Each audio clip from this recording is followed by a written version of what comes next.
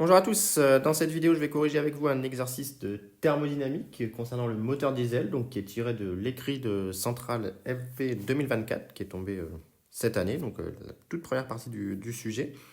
Donc ça parle du moteur diesel, donc je vous invite comme d'habitude à mettre sur pause, essayer de faire l'exercice et ensuite de suivre la correction, surtout que là il y a pas mal à lire comme tout exercice de thermo, où on vous explique le cycle.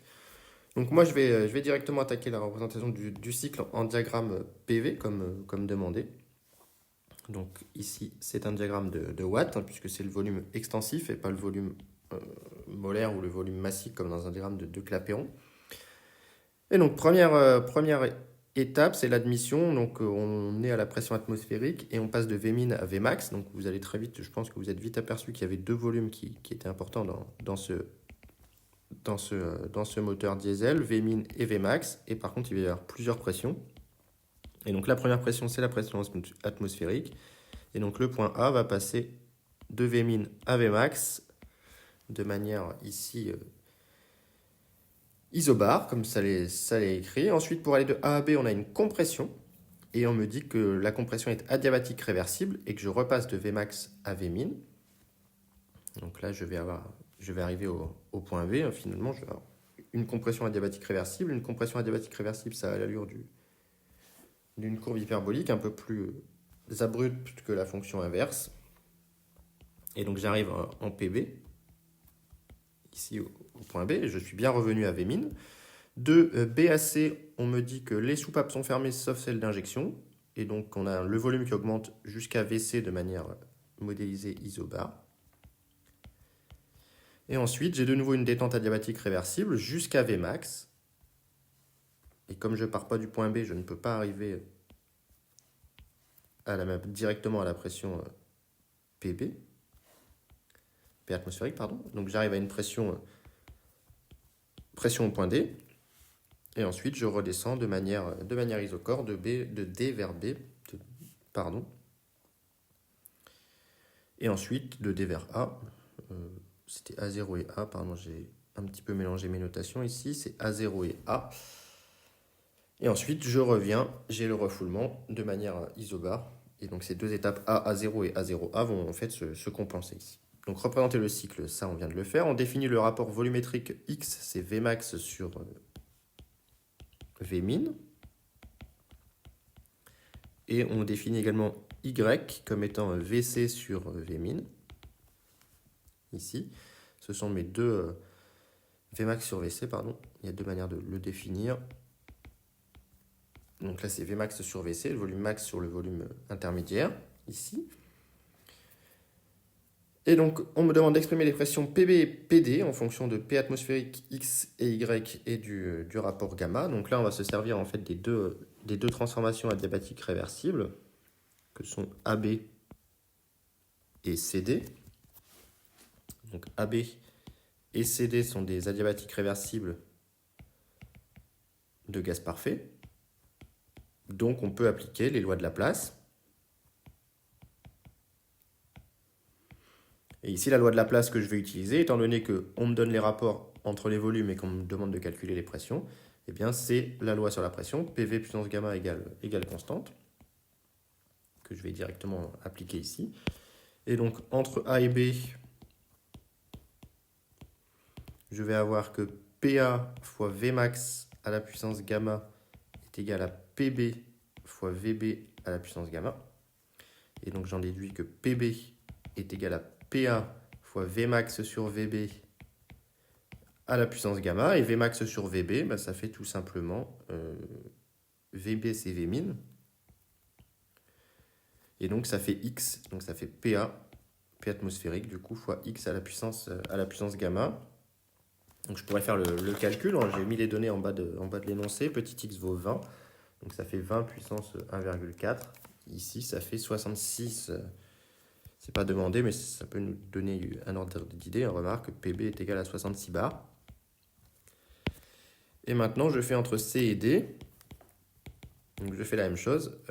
P en C, qui est en fait égal à PB, fois VC à la puissance gamma, est égal à P en D, fois Vmax à la puissance gamma. Donc P en C, c'est égal à PB.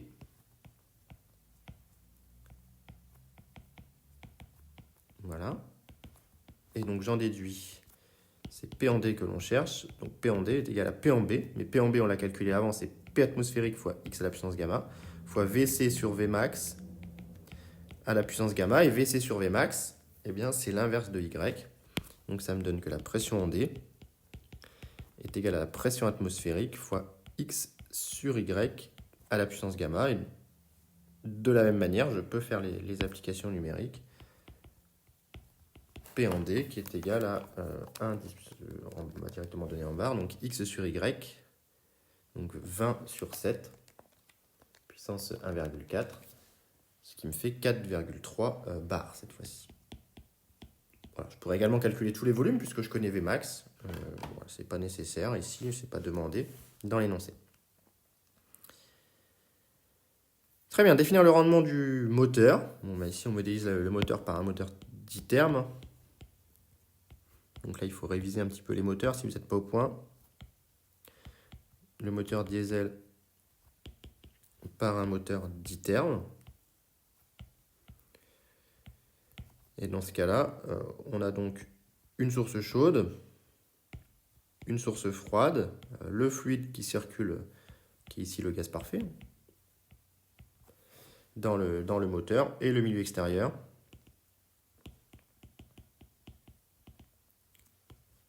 Et donc pour un moteur, vous avez la source chaude qui rapporte de l'énergie thermique, c'est la combustion. La source froide à laquelle on cède de l'énergie thermique, c'est ici l'air extérieur. Et le milieu extérieur à qui on cède du travail, puisque c'est le principe du moteur. Et donc ici, la source chaude, donc le rendement, c'est la valeur absolue de l'énergie utile sur l'énergie coûteuse. Et donc pour un moteur, l'énergie utile, c'est le travail, et le coût, c'est le coût donné par la source chaude. Donc le QC, encore une fois, dans le moteur diesel, ici, c'est la combustion.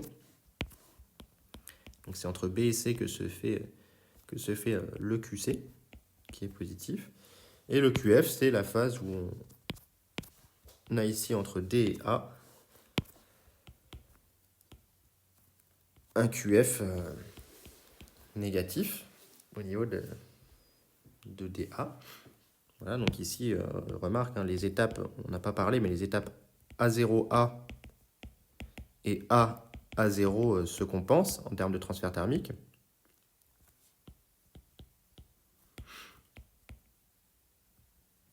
En effet, elles sont isobares.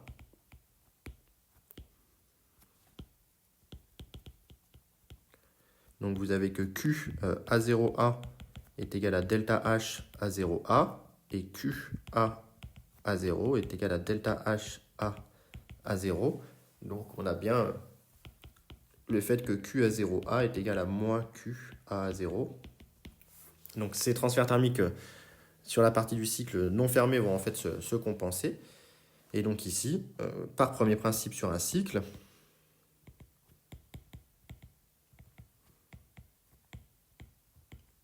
eh bien on va avoir que 0 va être égal à Q A0A plus QAB plus QBC plus QCD plus QDA plus QAA0 plus W. Et on a donc QA0A et QAA0 qui se compensent. On a des adiabatiques réversibles que sont QAB et QCD. Et donc, on en déduit directement que W est égal à moins QAC, moins QBC, moins QDA, c'est-à-dire moins QC, moins QF, si bien que le rendement état de ce moteur diesel est égal à moins W sur QC, c'est tout simplement égal à QC plus QF sur QC, c'est donc égal à 1 plus QF sur QC, c'est donc égal à 1 plus QDA sur QBC. Voilà. Et ici, on a une transformation DA qui est isochore. Donc QDA, par définition du premier principe, par application du premier principe plutôt, c'est égal à delta U DA, c'est-à-dire CV fois TA moins TD. Et la transformation B vers C est isobar. Donc QBC n'est pas égal à delta U, mais delta H, c'est-à-dire CP, facteur de TC moins TB. Et donc tout ça pour dire que le rendement du moteur diesel est égal à 1 plus QDA, c'est-à-dire CV, facteur de TA moins TD, divisé par CP, facteur de TC moins TB. Et CP sur CV, ça fait 1 sur gamma. Donc on a bien le rendement qui s'écrit en fonction uniquement des grandeurs demandées.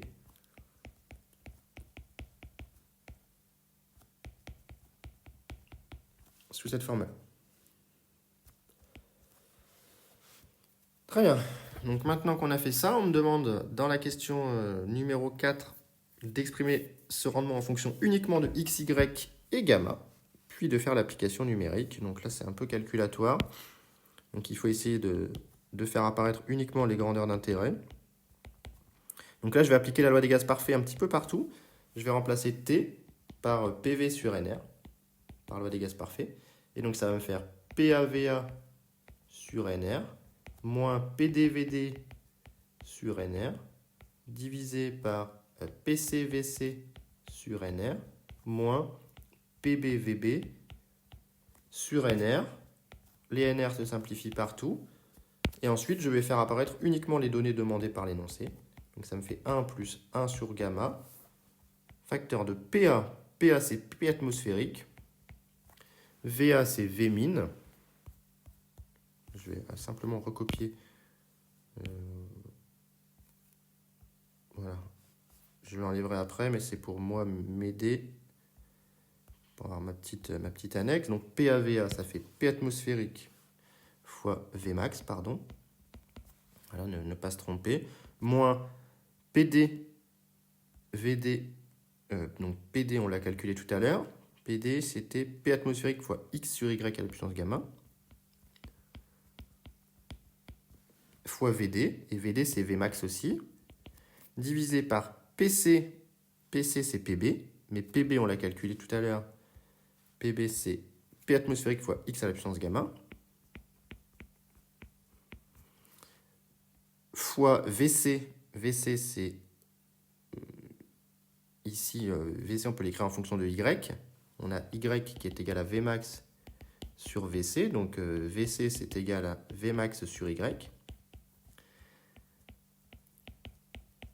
Voilà. Moins PB. Bah, PB, c'est P atmosphérique fois X à la puissance gamma, fois VB, qui est V min. Et V min, je peux l'écrire comme étant, on a que X, c'est égal à Vmax sur V min. Donc V min, je peux l'écrire comme étant Vmax sur X. Je fais ça pour simplifier tous mes Vmax. D'accord? Je ne fais pas n'importe quoi. Donc je peux simplifier tous mes Vmax, je peux simplifier tous mes P atmosphériques. Voilà, donc finalement on est bien abouti à ce qu'on voulait. Bon, ça je vais le laisser dans un petit coin, ce que j'ai fait là, mes petites ébauches de calcul. Voilà. Et donc, si je ne me suis pas trompé, le rendement du moteur diesel s'écrit comme étant 1 plus 1 sur gamma, facteur de... du coup, pour le premier terme, on a 1 moins x sur y à la puissance gamma, divisé par x puissance gamma sur y, moins x à la puissance gamma moins 1, du coup. Ouais, je ne vais pas essayer de trop simplifier ça. Je vais directement faire l'application numérique, puisque maintenant, je connais les valeurs. J'ai x et y. X, c'est 20, y, c'est 7. Donc, ça me fait 1 moins 27e puissance 1,4. Voilà, si je n'ai pas écrit de bêtises. Divisé par x, donc 20 puissance 1,4, divisé par 7, moins 20 puissance 0,4. Alors je tombe sur quelque chose de négatif, donc j'ai dû me tromper. Je vais refaire mon calcul numérique. Non, mais c'était bon, pardon. Je dois diviser ça par 1,4 et faire plus 1. Donc je tombe sur un rendement qui vaut 0,6. Alors je vais refaire le calcul une fois quand même. Donc ça me fait... si j'ai pas écrit de bêtises... Donc ça me fait 1. Donc on va calculer déjà 20 septièmes à la puissance 1,4. 1 moins ça. Donc ça c'est mon numérateur. Maintenant je vais calculer 20 puissance 1,4 divisé par 7. Je lui retranche x puissance gamma moins 1. Donc 20 puissance 0,4. Voilà. Je divise ça par 1,4. Et je fais plus 1. Donc j'ai bien 0,61 de rendement, ici, du moteur diesel. On me dit qu'en réalité, le rendement est de l'ordre de 0,45. Donc on a un rendement réel légèrement inférieur. Ce qui est cohérent, en fait, hein, d'avoir quelque chose de plus petit. Et ça peut être dû au fait que les transformations ne sont pas réellement réversibles dans un moteur.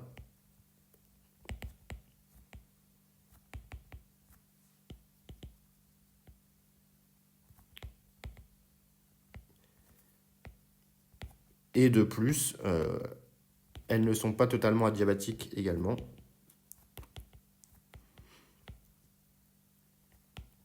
Donc c'est tout à fait cohérent de trouver un rendement du cycle modélisé qui ne donne pas exactement le rendement réel. En plus, on a considéré que le transfert thermique coûteux, c'était celui de la combustion qui était ici isobar, ce qui reste également approuvé. Donc c'est pas totalement surprenant d'avoir une petite différence. Donc en dernière question, on me dit qu'une locomotive à moteur diesel roule à la vitesse constante. Bon, je vais reprendre la question pour éviter de devoir à chaque fois changer.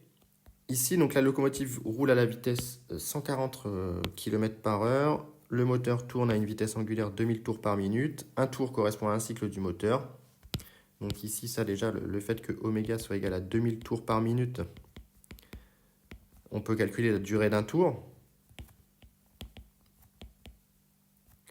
Donc la durée d'un tour, c'est donc 1 sur oméga ici directement. Donc on a 2000 tours par minute. 2000 tours par minute, c'est pareil que 33 tours par seconde. Et donc ça fait 30 millisecondes par tour. Donc ça va être une information intéressante. Et ensuite, on nous demande de calculer la puissance mécanique moyenne. Et on va utiliser les données de l'énoncé. Donc on va regarder déjà sur un cycle. Donc sur un cycle, on a que le état, le rendement, c'est égal à moins le W, delta W fourni, enfin reçu par le système sur le transfert thermique de la source chaude.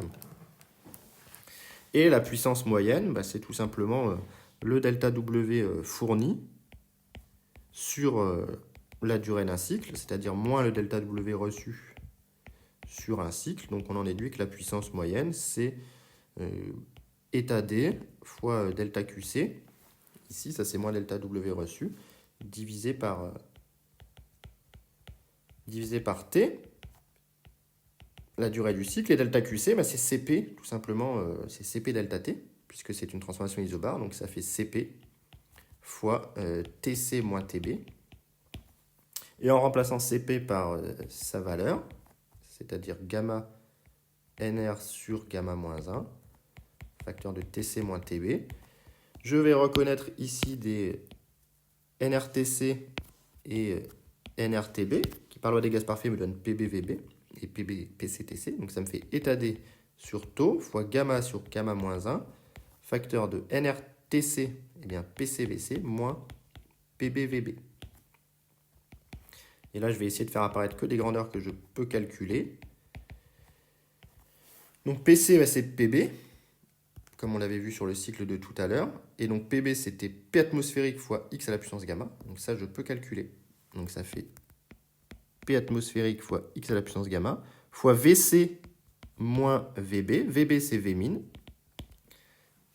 Et donc là, on va faire apparaître Vmax, puisque l'énoncé, en fait, c'est Vmax qui nous donne, le 57 litres, c'est Vmax. Donc on va faire apparaître, comme tout à l'heure, Vmax. On a que Y est égal à Vmax sur Vc. Donc Vc, c'est Vmax sur Y. Et on a que X est égal à Vmax sur Vmin. Donc de ça, on peut en déduire que la puissance que l'on cherche, c'est le rendement divisé par taux fois gamma sur gamma moins 1 fois P atmosphérique, X à la puissance gamma. Et donc Vc, on va sortir un Vmax finalement. Vmax, facteur de 1 sur Y, moins 1 sur X. Et donc on peut se lancer dans le calcul. Donc on nous demande de prendre le rendement observé. Donc 0,45 divisé par 30 millisecondes. Fois gamma 1,4 divisé par gamma moins 1, 0,4. Fois 1,15 fois X à la puissance gamma, donc 20 à la puissance 1,4. Fois Vmax, donc 57,10 moins 3. Fois 1 sur Y, donc 1 sur 7, moins 1 sur 20. Et je tombe sur 1,8 MW, qui n'est pas totalement non plus aberrant pour un train. Et enfin, la consommation pour 100 km, donc on roule à 140 km par heure. Donc la durée du trajet, delta T, c'est 140. On fait du 100 km par heure, donc c'est D sur V. Donc c'est 100 sur 140.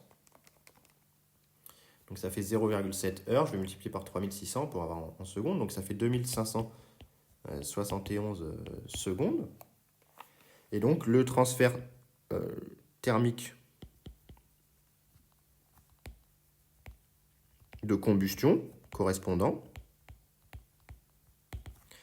eh bien QC, il est égal, au vu de ce qu'on a fait tout à l'heure, le QC c'était égal à delta W, c'est-à-dire W reçu sur état D. Voilà. Et donc W reçu, c'est moins W fourni, donc ça fait W fourni sur état D. Et W fourni, c'est P fois delta T sur le rendement du moteur diesel. Donc je peux en déduire le transfert thermique de la source chaude. Donc la puissance qu'on a calculée tout à l'heure, donc 1,8 MW. Alors, je n'ai pas gardé tous mes chiffres, c'est dommage, mais bon, tant pis. Fois delta T divisé par 0,45, ce qui fait 1 fois 10 à la puissance 10 joules. Or, QC, c'est une combustion, donc c'est le delta H de la combustion. C'est donc la masse de combustible fois la donnée de l'énoncé, qui est l'enthalpie de combustion massique du gazole, qui vaut 46,8 mégajoules par kilo. Donc ça fait fois delta combustion du gazole. Et donc on en déduit la masse de gasoil comme étant le QC divisé par cette enthalpie de combustion du gasoil. Et donc on a dit que c'était 46,8 mégajoules par kilo. Donc je dois diviser ça par 46,8 10 puissance 6. Et je tombe sur 220 kg ici de gasoil. Et donc la masse volumique du gasoil, c'est un peu plus petit que celle de l'eau, c'est de l'ordre de 900 kg par mètre cube. Donc on peut en déduire le volume de gazole qui correspond, c'est M sur ρ. Et donc si je divise ça par 0,9, je suis sur du grosso modo du 240 litres au 100 km, ce qui n'est pas non plus aberrant pour un train. Donc voilà pour cet exercice assez intéressant sur la combustion du gazole et sur le moteur diesel. Donc j'espère que la correction vous a plu et s'il y a des questions, mettez-les en commentaire.